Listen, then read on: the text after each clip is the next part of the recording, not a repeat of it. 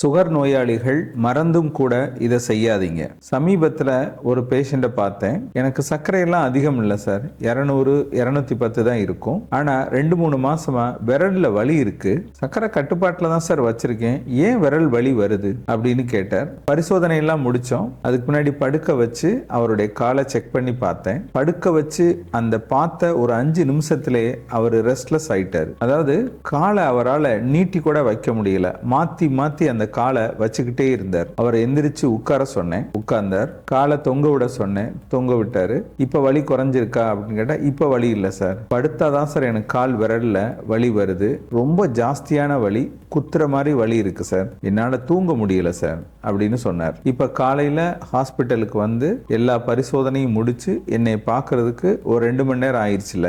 ஆமா சார், 2 மணி நேரம் ஆயிடுச்சு அப்படின்னார். என்னை பார்க்க வர்ற அந்த இடைவெளியில நீங்க எத்தனை சிகரெட் குடிச்சீங்க அப்படின்னு கேட்டேன். ஒரு 4-5 குடிச்சிட்டேன் சார் அப்படின்னு சொன்னார். அவங்க மிஸ்ஸஸ் சொன்னாங்க, கூடவே இருக்கலாம் சார், அவர் பல வருஷமா சிகரெட் குடிக்கிறாரு, என்ன சொன்னாலும் கேட்க மாட்டாரு. இப்ப காலையில ஹாஸ்பிட்டலுக்கு வந்தே ஒரு சிகரெட் குடிக்க ஒரு 10 தடவையாவது போயிருப்பார் சார் அப்படின்னு சொன்னாங்க. அவருடைய கால் விரல்கள் கலர் மாறி இருந்தது, அங்கங்க கொஞ்சம் கருப்பு கலர் இருந்தது. இதுக்கு கேங்கிரீன் அப்படின்னு பேரு. கூட வந்த அவங்க குடும்பத்தார் என்கிட்ட கேட்டது, இது சக்கரனால வந்துச்சா சிகரெட்னால வந்துச்சா அப்படின்னு தெரியல சார், நீங்க சொல்லுங்க சார் அப்படின்னு கேட்டாங்க. பெரும்பாலான சர்க்கரை மக்கள் எனக்கு 200 இருக்கு, 220 இருக்கு, எனக்கு ஒண்ணுமே பண்ணல, நான் நல்லா இருக்கேன் அப்படின்னு சொல்லுவாங்க. இது அவங்க நம்பிக்கையை காட்டுது. அந்த நம்பிக்கைகள் தவறு இல்லை. ஆனா அறிவியல் என்ன சொல்லுது அப்படின்னா, சர்க்கரை கட்டுப்பாட்டில் இல்லைன்னா சர்க்கரை மக்கள்ல 80% பேருக்கு கால் நரம்புகள்ல பாதிப்பு ஏற்படும் அப்படின்றத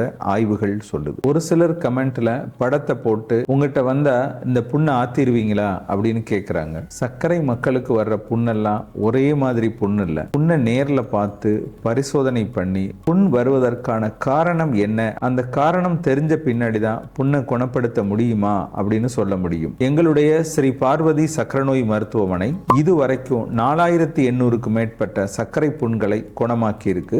சர்க்கரை மக்களுக்கு முக்கியமான வீடியோக்கள்ல இதுவும் ஒண்ணு. அதனால வீடியோவை அவசியம் சப்ஸ்கிரைப் பண்ணி பாருங்க.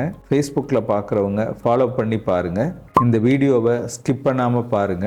நான் டாக்டர் மணிவண்ணன், ஸ்ரீ பார்வதி சக்கரை நோய் மருத்துவமனை, காரைக்குடி. பொதுவா சர்க்கரை மக்களுக்கு வரக்கூடிய புண் உங்களை பொறுத்தளவு வந்து புண்ணு தான். அது எப்படி வகைப்படுத்துறேன் அப்படின்னு இப்ப நான் உங்களுக்கு சொல்ல போறேன். அதுல முதல் வகை ஒரு சின்ன காயம். சர்க்கரை மக்களுக்கு ஒரு காயம் படுது, சர்க்கரை கட்டுப்பாட்டுல இல்லை அப்படின்னா அதுல ஒரு இன்ஃபெக்ஷன் ஆகுது. அப்ப அவங்களுக்கு சர்க்கரையை கட்டுப்படுத்துறோம், ப்ராப்பரான ஆன்டிபயோட்டிக்ஸ் கொடுக்குறோம், ட்ரெஸ்ஸிங் போடுறோம். 1 மாசத்திலேயோ அல்லது 2 மாசத்திலேயோ அவங்களுடைய புண் ஆறிடும். ஒரு சில பேஷண்ட் சொல்லுவாங்க, எனக்கு புண்ணு வந்தா ஆறிடும் அப்படின்னு. உண்மைதான், காயம் படுறப்ப சர்க்கரையோட அளவு கட்டுப்பாட்டுல இருந்தா ஆறிடும். ஆனா கட்டுப்பாட்டுல இல்லைன்னா அதுல இன்ஃபெக்ஷன் ஆகி அதுல செல்லுலைட்டிஸ் அப்படின்ற நிலை வந்து கால் ஃபுல்லா வீக்கம் வரும். இந்த முதல் வகை எப்படி இருக்கும் அப்படின்னு சொல்லி இந்த படத்துல காட்டுறேன், நீங்களே பார்த்துக்கலாம். சர்க்கரை அளவு அதிகமா இருக்கிறவங்கள்ட்ட நோய் எதிர்ப்பு சக்தி குறைவா தான் இருக்கும். அப்ப சிறிய புண் பெரிய புண்ணா மாறும். சில சமயங்கள்ல விரல் இழப்புக்கும் கால் இழப்புக்கும் உயிரிழப்புக்கும் கூட இது காரணமா இருக்கும். இதை பற்றி விரிவா என்னுடைய 35 வருஷ அனுபவத்தை தொகுத்து நோய்களின் தாய் அப்படின்ற பெயர்ல ஒரு புத்தகம் எழுதியிருக்கிறேன். இந்த புத்தகம் உங்களுக்கு வேணும்னா இந்த டிஸ்பிளேல தெரிகிற நம்பருக்கு போன் பண்ணியோ அல்லது வாட்ஸ்அப்ல புக் வேணும் அப்படின்னு மெசேஜ் போட்டோ கொரியர் மூலம் இந்த புத்தகத்தை பெற்றுக்கொள்ளலாம். இரண்டாவது வகை நீண்ட நாள் புண். சர்க்கரை மக்களுக்கு நீண்ட நாள் சர்க்கரை கட்டுப்பாட்டுல இல்லைன்னா கால்ல உள்ள நரம்புகள் பாதிக்கப்படும். அதனால உணர்வு இருக்காது, வலி தெரியாது. இது காலப்போக்கில் காலுடைய வடிவத்தை மாற்றும். இந்த படத்துல காட்டுறேன் பாருங்க, இது எல்லாருக்கும் இருக்கிற கால் அமைப்பு. இந்த படம் கால் நரம்பு பாதிச்சிருச்சு, அதனால கால்ல வடிவம் மாறுது. இந்த வடிவ மாறுதல் வந்துருச்சுன்னா கால்ல ஒரு குறிப்பிட்ட இடத்துல அழுத்தம் அதிகமாகும், அதுல புண் உருவாகும். இந்த புண் சர்க்கரை மக்களுக்கு வருஷ கணக்கா இருக்கும். மக்கள் வந்து இதுக்கு ஒரு ஆயின்மெண்ட் போட்டா போதும், மாத்திரை சாப்பிட்டா போதும் அப்படின்னு நினைக்கிறாங்க. ஒவ்வொரு டாக்டரையா போய் பார்ப்பாங்க.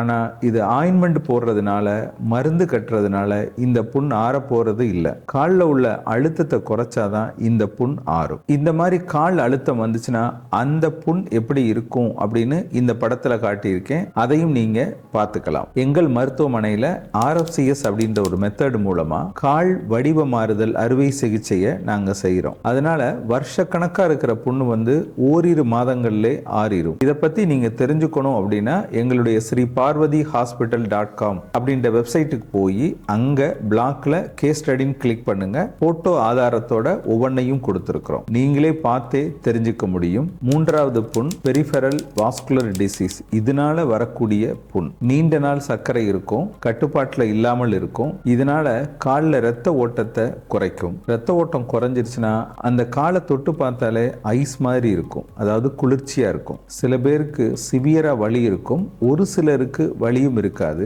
காலில் ரத்த ஓட்டம் ப்ராப்பரா இருக்கா அப்படின்னு நம்ம டாப்லர் ஸ்கேன் பார்க்கணும். ரத்த ஓட்டம் குறைவா இருந்துச்சு அப்படின்னா அதை ஆஞ்சியோபிளாஸ்டி அந்த மாதிரி வாஸ்குலர் ப்ரொசீஜர் பண்ணி ரத்த ஓட்டத்தை இம்ப்ரூவ் பண்ணணும். அப்படி பண்ணினாதான் காலில் ரத்த ஓட்டம் கூடும், புண்ணு ஆறும், காலையும் காப்பாற்றலாம். காலுக்கு ரத்த ஓட்டமே கிடைக்காம இருக்கிறப்ப நம்ம எவ்வளவுதான் மாத்திரை மருந்து சாப்பிட்டாலும் அந்த புண்ணு இருக்க இடத்துல பிளட் சப்ளை இல்லை அப்படிங்கிறப்ப அந்த மாத்திரை வேலை செய்யாது. அதனால இந்த ஆஞ்சியோபிளாஸ்டி பண்ணி தான் நம்ம சரி பண்ணி புண்ணை ஆத்தணும். உங்களுக்கு சர்க்கரை இருக்கா, இந்த மாதிரி அறிகுறிகள் உங்களுக்கு இருக்கா அப்படின்னு கமெண்ட்ல சொல்லுங்க. அடுத்து 4வது வகை ஸ்மோக் பண்றவங்களுக்கு வர்றது. இதுக்கு TAO அப்படின்னு பேரு. இந்த வீடியோல ஆரம்பத்துல சொன்னேன்ல ஒரு பேஷண்ட், அவருக்கு வந்தது இதுதான். இவருக்கு சர்க்கரையும் இருந்தது, நீண்ட வருடங்களா சிகரெட் பிடிக்கிறனால இரத்த குழாயில அடைப்பும் இருந்தது. இவங்களுக்கு தாங்க முடியாத அளவுக்கு வலி இருக்கும். இரத்த குழாயில அடைப்பு இருக்கிறதுனால விரல்களுக்கு இரத்த ஓட்டமே இருக்காது.